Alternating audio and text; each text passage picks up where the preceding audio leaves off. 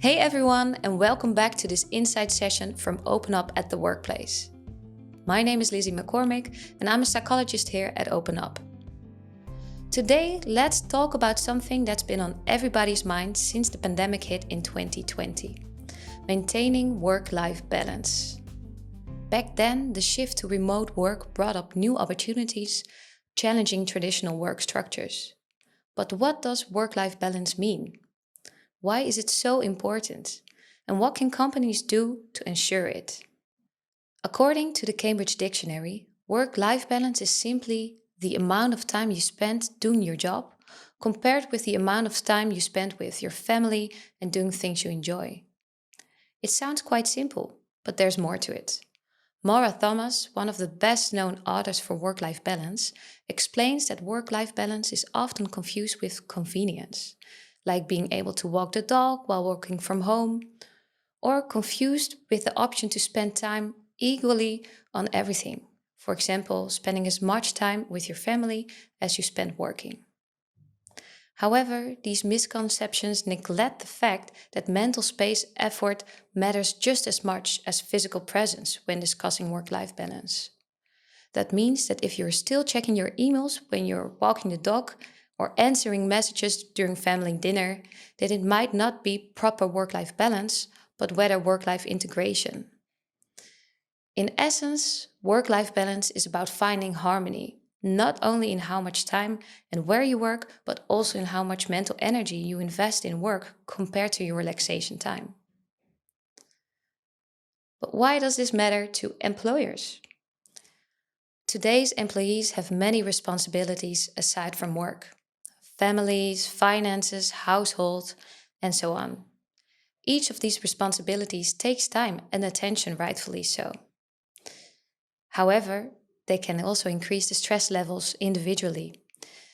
If we add ongoing work stress or expectations such as always being available, the chances of developing a burnout just increases tremendously.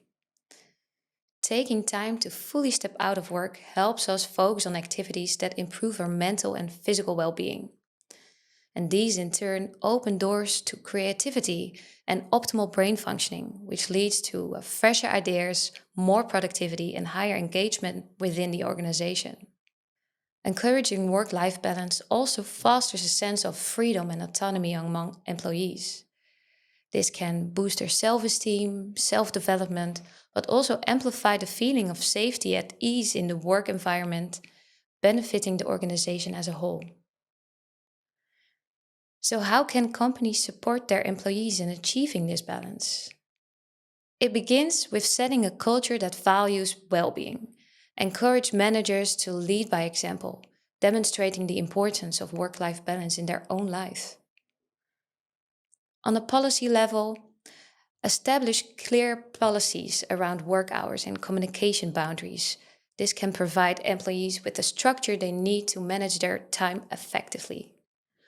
For example, if you don't want your employees to work longer hours, the company should make sure that no emails are sent after a certain hour. The same goes for having predictable work schedules and compensations plans.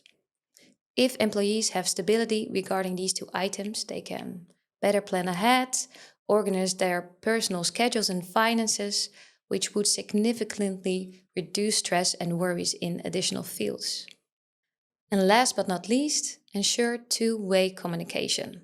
Make sure that conversation around work-life balance isn't just one way coming from HR and managers, but rather an open and flexible dialogue in which employees can have some autonomy and decision-making power.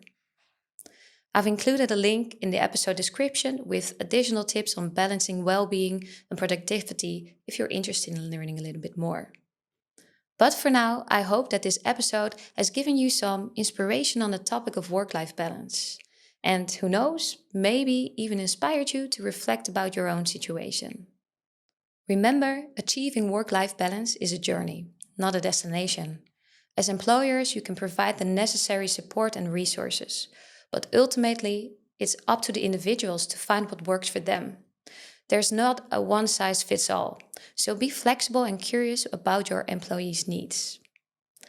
Thank you for joining us today. Until next time, Take care and keep striving for that balance.